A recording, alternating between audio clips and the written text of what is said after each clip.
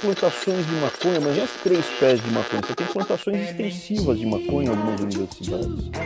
Eu tenho que enfrentar esse exército. Eu tenho que ir atrás de onde está a zebra mais gorda, que é o professor de uma federal, com dedicação exclusiva. Ou no livro do Kafka ou a Gestapo. Processo, você vai e tem acesso.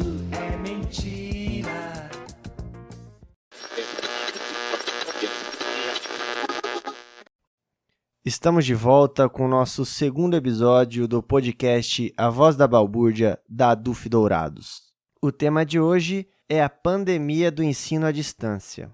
Em 16 de março, a Reitoria Pro Tempore da UFGD publicou uma portaria de número 200 suspendendo as atividades presenciais e estabelecendo que as unidades acadêmicas deveriam dar continuidade aos planos de ensino de modo remoto, usando ferramentas da educação à distância e tecnologias da informação e comunicação. A diretoria da Aduf Dourados logo em seguida elaborou uma nota se posicionando contrária a essa medida. Primeiro porque é uma medida totalmente autoritária, pois não houve diálogo nenhum com a comunidade acadêmica e com os órgãos colegiados, e também porque jogava toda a responsabilidade do andamento dos planos de ensino apenas aos docentes. Outro fator importante levantado pela nota é que boa parte dos estudantes não possuem condições de acompanhar o andamento das disciplinas online. Por isso, a posição da Aduf Dourados era que o calendário acadêmico fosse suspenso. 2 dias depois, no dia 18 de março, a professora Mirlene Damasio, reitora Pro Tempore da UFGD, publicou uma nova portaria, suspendendo o calendário acadêmico em um prazo de 30 dias. No dia 13 de abril, há uma nova decisão de prorrogação de prazo de suspensão do calendário acadêmico, e desta vez, sem data prevista para o retorno das atividades. É importante destacar que essa situação não é específica da UFGD. Em matéria publicada pela Folha de São Paulo no dia 31 de março, 60% das universidades federais rejeitam o ensino à distância durante a quarentena. A matéria apresenta que das 63 universidades federais do Brasil, 38 já haviam decidido suspender as atividades de ensino não adotando a educação à distância durante a quarentena. Os reitores das universidades federais alegam que é impossível garantir aos estudantes a mesma qualidade das aulas presenciais. A matéria da Folha de São Paulo lembra ainda que no último levantamento realizado pela Andifes, Associação de Reitores das Universidades Federais, apontou que 70% dos estudantes da rede federal são de famílias com renda mensal per capita de até 1,5 salário mínimo. Ao olharmos os casos das instituições universitárias públicas de ensino superior no Mato Grosso do Sul, tanto a UEMS como a UFMS adotaram o ensino remoto a partir do início das medidas de isolamento social. Contudo, o resultado não parece ter sido satisfatório. No dia 13 de abril, a UEMS voltou atrás e também suspendeu as atividades remotas. Cabe destacar aqui que o Ministério da Educação elaborou uma portaria autorizando as instituições de ensino a flexibilizarem a adoção de ferramentas da educação à distância. Desconhecer a realidade parece ser praxe do Sr. Weintraub, que tem recebido um salário como ministro da Educação, uma pessoa totalmente despreparada e desqualificada, que usa sua conta no Twitter para fazer um stand-up de comédia mal feita, sem graça e preconceituosa. Como diria o Bino, da clássica série Carga Pesada, é uma cilada, Pedro. E que cilada que nós estamos. Uma indicação de EAD feito pelo Ministério da Educação que ignora a realidade de suas instituições e uma reitoria que não tem legitimidade, diálogo e condições para deliberar junto com a comunidade acadêmica. Enfim, vamos ao tema do nosso segundo podcast, que é a pandemia do ensino à distância. E um dos nossos participantes para falar sobre o tema é o professor Cássio, que também é da diretoria da Aduf Dourados. Então, Cássio, o MEC soltou uma portaria que flexibiliza o ensino à distância no dia 18 de março, em virtude da imposição de isolamento social por conta do Covid-19. Nós já estamos acostumados a ver por aí um bom número de cursos nessa modalidade. E por que não adotar a EAD nesse momento? Talvez a primeira questão que temos que apontar é para a falta de uma estrutura que garanta para todas e todos o funcionamento de aulas a partir das tecnologias de informação e comunicação. Quando a gente está falando de acesso a uma ferramenta que funcione e que dê condições de trabalho e estudo, nós não estamos falando de estudantes do Sul, Sudeste, do curso de Relações Internacionais ou Direito. A grande dificuldade que algumas pessoas têm quando não conseguem perceber os desafios de acesso a uma ferramenta e a um sistema que funcione é que as pessoas tendem a observar o seu universo de análise ou de seus estudantes. Veja, Rafa, o curso que estou lotado tem estudantes que não possuem energia elétrica em casa.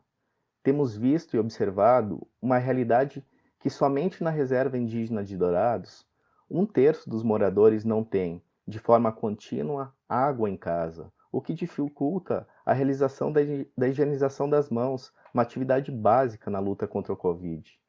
Então perceba, para adotar medidas tão drásticas na mudança da oferta das aulas, a universidade não pode se balizar pela média. Não dá para nos pautarmos por aquilo que imaginamos ser consenso. E pegue como exemplo, Rafa, mesmo entre os docentes da universidade, não raro, nas reuniões que temos realizado, no modo remoto, os colegas têm encontrado dificuldades para ter acesso de qualidade à internet. Eu mesmo só realizo chamadas utilizando 3 ou 4G, pois a minha rede residencial de fibra ótica, que custa R$ 180 por mês, não suporta chamadas de vídeo. É uma situação bem complicada mesmo. Eu vejo hoje 2 argumentos na UFGD em relação ao EAD, ou 2 principais argumentos. O primeiro é uma defesa partindo de uma premissa da tecnologia, e o outro é uma crítica que se faz a essa política do EAD, muito ligado às universidades privadas, de precarização do trabalho, de precarização do ensino e de substituição da lógica do ensino presencial. Como você entende essas 2 perspectivas? Nós precisamos separar o que entendemos como o uso de ferramentas de tecnologia da informação e comunicação e a sua instrumentalização em sala de aula, que é o que acontece dentro da educação à distância. Bom, aqui estamos utilizando o podcast da DUF. Estamos utilizando uma ferramenta completamente nova para nos comunicarmos, que somente agora está se popularizando. Mas, Rafa, vou te dar um outro exemplo, um exemplo pessoal deste semestre. Inclusive um componente curricular chamado Didática Intercultural, que estou ministrando para a turma lá do Tequarandu. Uma das avaliações que estou cobrando dos estudantes é em formato de áudio, que estava planejado para receber pelo WhatsApp. Contudo, para a realização desse trabalho, os estudantes precisam relacionar suas leituras, os debates em sala de aula, com uma pesquisa sobre seus ambientes sociais. Depois ainda, transpor isso para um roteiro escrito, e só então, depois de uma primeira avaliação desse roteiro, encaminhar via rede social, durante um prazo significativo, o resultado do seu trabalho. Veja, Rafa, isso para dar conta de valorizar a variedade oral do nosso sistema de comunicação, com um público que é bilíngue, falante de português como segunda língua e que tem, historicamente, uma predileção pela comunicação oral. Então, em um primeiro momento, os estudantes podem pensar: o professor está cobrando um trabalho pelo WhatsApp, adicionando assim uma ferramenta moderna ao ensino. Porém, a tecnologia, ela não é um fim em si mesma. Ela serve apenas para dar suporte ao debate do trabalho em sala de aula. Ela é um complemento. Agora, é preciso que se diga, após a imposição de isolamento e o cancelamento das aulas, muitos de nós docentes sentem a necessidade de manter um diálogo com seus estudantes. E isso é saudável e fundamental, tanto do ponto de vista das relações humanas, como do ponto de vista pedagógico, da nossa atividade acadêmica.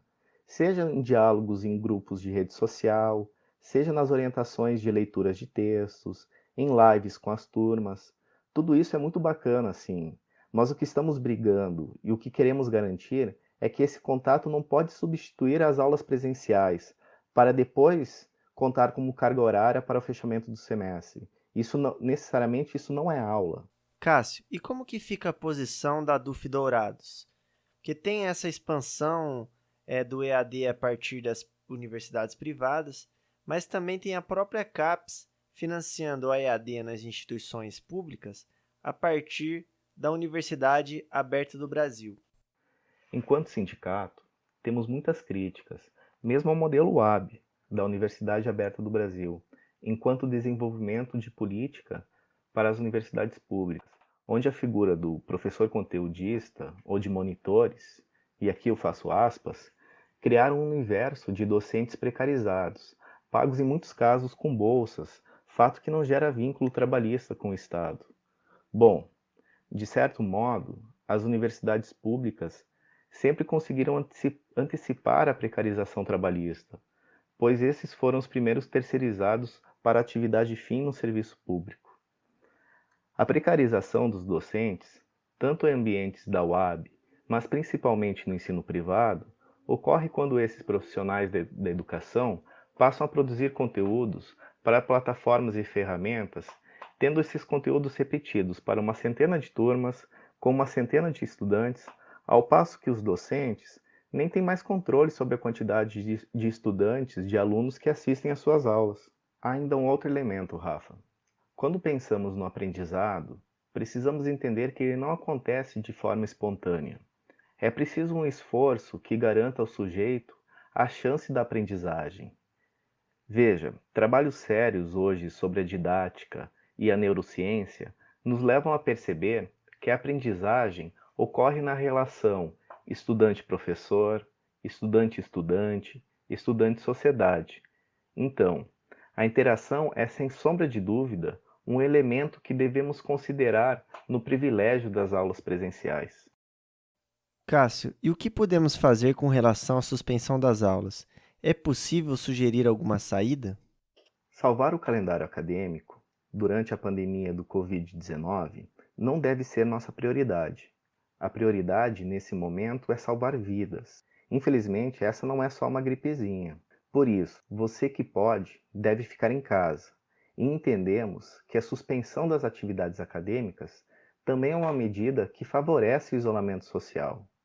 Em segundo lugar, estamos aqui para afirmar que é sim possível recuperar as atividades acadêmicas sem prejuízo para os e as estudantes. Já fizemos isso em outros momentos recentes da nossa universidade. Afinal, em 2015, tivemos uma greve que paralisou o calendário acadêmico por quase 5 meses. E nos anos posteriores, foi sim possível retomar esse calendário. Então, uma sugestão seria encurtar os períodos de recesso, emendando o calendário acadêmico de 2020 para 2021, antecipando as férias, enfim. Além disso, outra sugestão seria estender os períodos de aula onde isso é possível. Um componente curricular de 72 horas, por exemplo, que tem encontros de 4 horas por semana na UFGD, geram ao longo de um semestre 18 semanas de aula. E se pensarmos em encontros de 5 horas, seriam 12 semanas de aula num semestre. Só isso encurta em um mês o calendário. Mas é claro, esse é um exemplo. A questão é entender que toda e qualquer saída e retomada do calendário acadêmico precisa ser discutida com toda a comunidade acadêmica e deliberada nos conselhos superiores, e não por um pequeno grupo que não representa a instituição. Cássio, gostaria de agradecer a sua contribuição. Tenho certeza que os nossos ouvintes vão gostar bastante. E deixa um último recado aí pra gente. Quero aqui dizer que defendemos a suspensão do calendário acadêmico, pois essa é a opinião do ANDES, Sindicato Nacional. Inclusive, acreditamos que qualquer tipo de continuidade das aulas em ambientes remotos vai, ao fim, aprofundar as desigualdades sociais na universidade. Os estudantes não têm as mesmas condições de acompanhar as aulas remotas. Por exemplo, estudantes com deficiência possuem uma diversidade de empecilhos para acompanhar qualquer adoção de ambientes remotos. E como essa é a área de atuação, e sua área de pesquisa, quero crer que a professora Milene esteja atenta para esse público. Eu pessoalmente afirmo que não tenho condições de ofertar os componentes curriculares dos quais eu ministro aula com as mesmas qualidades na modalidade remota. Impor isso é um desrespeito para mim enquanto profissional de educação, mas, sobretudo, uma desqualificação para os e as estudantes que não devem se sujeitar a isso. Mais uma vez, muito obrigado, Cássio. E já que você falou no Andes, no nosso Sindicato Nacional, nós vamos ter aqui também uma contribuição. Eu sou Eblin, secretária-geral do ANDES, Sindicato Nacional, e vou falar um pouquinho sobre a nossa compreensão sobre o ensino à distância em substituição ao presencial neste momento de pandemia. Bem, acho que esse é o nosso ponto de partida. Nesse momento, discutir ensino à distância não significa discutir o EAD com os argumentos que tradicionalmente nós fizemos, né? Com questionamento sobre a metodologia, com questionamento sobre a eficácia, sobre o acesso real ao direito à educação de qualidade. Nesse momento, nós estamos questionando a implementação do ensino à distância em substituição ao presencial, considerando, que nós vivemos um momento de pandemia, que nos impôs, primeiro, um isolamento social imposto. Um isolamento social que não nos permitiu preparo para isso. Um isolamento social que nos impôs demandas materiais, emocionais, de diferentes ordens, para o qual nós não estávamos preparados. Isso significa que uma boa parte dos nossos professores e das nossas professoras, eles podem não ter hoje as condições necessárias, nem material e nem emocionalmente, para manter a normalidade das suas atividades laborativas. Portanto, substituir o ensino presencial pelo ensino à distância. Nós achamos que isso é inviável nesse momento. Mas consideramos também que não só os professores, não têm condições materiais e emocionais, como os nossos estudantes também não dispõem dessas condições, né. E aí eu queria falar um pouquinho, primeiro sobre o que nós chamamos de condições materiais. São as condições básicas, o acesso a um computador de qualidade, a uma conexão de internet de boa qualidade, acesso a livros e a textos, um conjunto, de materiais pedagógicos que seriam necessários para não banalizar, inclusive, o que é a técnica do ensino à distância, a modalidade do ensino à distância, né. E segundo, as demandas que o isolamento nos impôs, que tem a ver com a reconfiguração do nosso cotidiano doméstico, com assumindo tarefas que antes nós não assumíamos ou que tinham um lugar organizado na nossa vida, como cuidado diário com crianças, com idosos, com pessoas com deficiência, que estão o tempo todo dentro de casa, isolados das suas rotinas e, portanto, demandando muito mais a nossa atenção e cuidados. Cuidados com a própria casa, né, desde a alimentação até as demandas pela própria higienização do espaço, já que essa é uma demanda do momento da pandemia. Então, esses 2 elementos, por si, já nos colocam, contrários à imposição do ensino à distância em substituição do presencial nesse momento. Mas tem mais 2 elementos que nós gostaríamos de chamar a atenção. O primeiro é o que significa hoje defender o ensino à distância nesse momento de pandemia. O momento em que estamos em isolamento social, o momento em que precisamos cuidar da nossa saúde mental, o momento em que temos a oportunidade, inclusive, de dialogar com os nossos estudantes a partir de outros parâmetros, que não seja o parâmetro dos conteúdos regulares, que não seja o parâmetro das avaliações, da presença e da cobrança de nota. Mas nós podemos nos relacionar com os nossos estudantes através de indicações as mais variadas possíveis, de leituras, filmes e outras coisas que porventura eles possam ter acesso para ampliar o universo cultural dos nossos estudantes, sem que isso valha como carga horária, como disciplina regular, como contabilização de horas-aulas e valha para nota, né. O outro elemento que nós queríamos destacar ainda é que, nesse momento, a substituição do ensino presencial pelo ensino à distância, sem preparação prévia dos docentes, sem preparação prévia dos estudantes, sem isso ter sido uma opção pedagógica, tanto de docentes quanto de discentes, né, acaba por representar uma desqualificação da educação, uma banalização da educação à distância e mais, uma banalização do próprio ensino à distância, da própria modalidade do ensino à distância, que é uma modalidade que em determinadas circunstâncias, para determinadas realidades, pode até ser uma realidade necessária, mas que neste momento de pandemia não nos parece ser o mais adequado. Para finalizar, é importante registrar que nesse momento nós avaliamos que a nossa principal luta é pela vida. E por isso a vida, ela tem que estar acima das regras, ela tem que estar acima do lucro, ela tem que estar acima das nossas necessidades de cumprimento de calendário, de carga horária e de fechamento de semestre. É necessário que a gente espere a pandemia passar para ver como iremos retornar.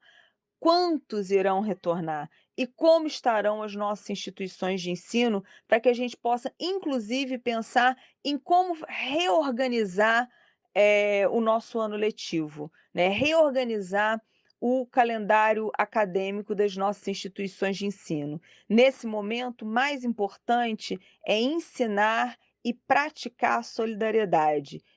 A isso, todos nós, professores e professoras, somos convocados para, de fato, exercer aquela função que Paulo Freire chamava de um verdadeiro educador, aquele que ensina mais do que ler palavras, mas aquele que ensina a ler o mundo.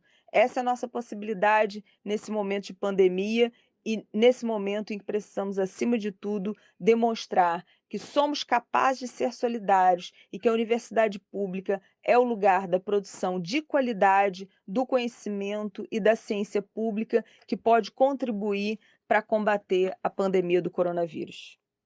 Muito obrigado, Eblin. Super importante trazer as discussões nacionais do Andes para a gente pensar a nossa dinâmica aqui na UFGD.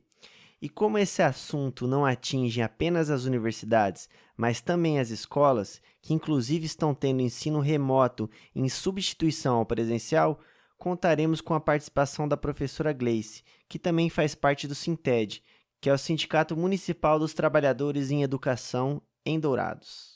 Para compreender um pouquinho o que tem sido a educação à distância, a gente precisa refletir um pouco sobre qual é o papel da escola, né? A educação pressupõe compreender e desenvolver o valor humano das relações, né? E a gente faz isso por meio do contato pessoal com os estudantes, né? Olhando nos olhos deles, verificando, acompanhando, é o dia a dia dessas crianças, né? E além disso, a escola também tem se tornado um elo entre as crianças que estão em situação de vulnerabilidade, de violência, com os órgãos de proteção responsável, né? Então a escola ela vai muito além do que esse processo de ensino-aprendizado. O que a gente está vivenciando nesse momento, a gente pode dizer que é qualquer coisa, e eu nem sei dizer o que é que a gente está fazendo nesse momento, mas uma coisa a gente sabe, isso não é nenhum modelo de educação, nenhuma modalidade de ensino, né? O que a gente está fazendo nesse momento é utilizando recursos tecnológicos para entrar em contato com os estudantes e a gente passa atividades para eles, eles retornam para a gente por meio de WhatsApp, de e-mail, de Facebook, né, do Classroom ou de outros aplicativos, enfim, é isso que a gente tem feito praticamente na maioria das escolas, né? Uma outra escola tem utilizado outros recursos melhorados, mas também não foge muito dos problemas que a gente tem encontrado na rede pública de educação. E a gente tem percebido assim, nesse processo todo a gente percebeu que os nossos alunos eles não sabem utilizar os recursos tecnológicos quando eles têm esses aparelhos, mas muitos deles também não têm o aparelho, ou às vezes uma família tem um único celular que tem que utilizar com toda a família, tem várias crianças, então o horário de estudo foi muito reduzido nesse processo, né? Nós precisamos ficar às vezes tentando adivinhar o que está escrito naquela foto que o aluno mandou, porque a qualidade do material é muito ruim, a gente não pode exigir mais, porque isso também diz respeito às condições econômicas desses alunos, né? Então, assim, a situação ela tem sido bastante difícil nesse momento em que a gente está vivenciando, e a gente tendo a oportunidade também de conhecer muito bem como funciona esse processo à distância, né? E como também não deve funcionar esse processo dentro da educação. Uma outra coisa que a gente também tem percebido é que muitos alunos eles têm apenas a internet daqueles planos pré-pago e os planos são limitados e eles não conseguem ter acesso à pesquisa, não conseguem fazer um trabalho melhor porque eles conseguem, o único acesso que eles têm é o WhatsApp, né, os aplicativos que eles têm. Então isso também tem sido um dificultador. E esse não é um problema só dos alunos, a gente percebe que é um problema das famílias, né? As famílias estão numa situação de dificuldade, né? Para nós, na condição de professores, né, muitos de nós professores temos um número muito grande de alunos. Eu, por exemplo, tenho 650 estudantes, trabalho em 3 escolas, em 3 períodos, isso numa carga horária de 40 horas, e eu tenho que atender toda essa diversidade de cultural de cada escola, de atividade, e vários e-mails, uma enxurrada de mensagens a todo momento. Essa não é uma realidade só minha, de vários professores também. E a gente percebeu que as nossas vidas foram invadidas. A gente já não tem mais sábado, não tem domingo, a gente está o tempo inteiro recebendo mensagem, né? Os nossos aparelhos, que antes eram para assuntos pessoais do nosso cotidiano, com as nossas famílias, agora já não é mais, né? Então a gente às vezes pensa 2 vezes antes de querer ligar para alguém da família, olhar para o aparelho, porque quando a gente abre o celular está cheio de mensagem de aluno, um monte de gente perguntando um monte de coisa, isso embola tudo a nossa vida. Então a nossa vida pessoal foi completamente invadida nesse momento e isso é um problema muito grave, né? A gente percebe que isso é um problema para todo mundo, mas principalmente para as mulheres que já tinham uma dupla, tripla jornada de trabalho e que agora, além do trabalho, dos cuidados domésticos, elas também viraram professoras dentro de casa. E essa é uma situação de professoras mãe, mas também das outras trabalhadoras, das outras mulheres trabalhadoras, que nesse momento ganharam mais uma função, né? Outras mulheres que precisam trabalhar, sair para trabalhar, mas não tem onde deixar as crianças com segurança, né? Isso se tornou para a gente um grande problema. E por fim, eu acho que a gente precisa analisar um pouco do que tem sido essa situação da educação à distância, que muito na contramão do que dizem os defensores da educação à distância, essa não é um processo para o futuro, esse é um processo do passado, é um processo de retirada de direito, dos retrocessos, porque ela significa para a gente a retirada do direito das mulheres, o fim da universalização da educação, a impossibilidade de atender estudantes que estão nas aldeias, nas zonas rurais, né, dessa dificuldade que a gente tem, bem como de garantir uma escola que seja protetora das crianças e que dê conta de atender as crianças com as necessidades especiais. Então, cabe a nós, nesse momento, fazer uma reflexão profunda do que não deve ser a educação e a gente lutar e resistir muito para que esse modelo não venha a ser considerado um modelo para a educação nos próximos períodos, né? Então, vamos ter que lutar e resistir muito nos próximos anos para impedir isso. Muito obrigado, Gleice, pela sua participação. É muito importante essa discussão que você traz sobre as professoras e os professores da escola pública. Vai acrescentar muito nas discussões que a gente tem feito aqui na UFGD. Então, chegamos ao fim do nosso 2º episódio do podcast A Voz da Balbúrdia, da DUF Dourados. Fique esperto que em breve lançaremos o 3º episódio. Eu sou Rafael de Abreu, jornalista da DUF Dourados, e até a próxima. Fique em casa.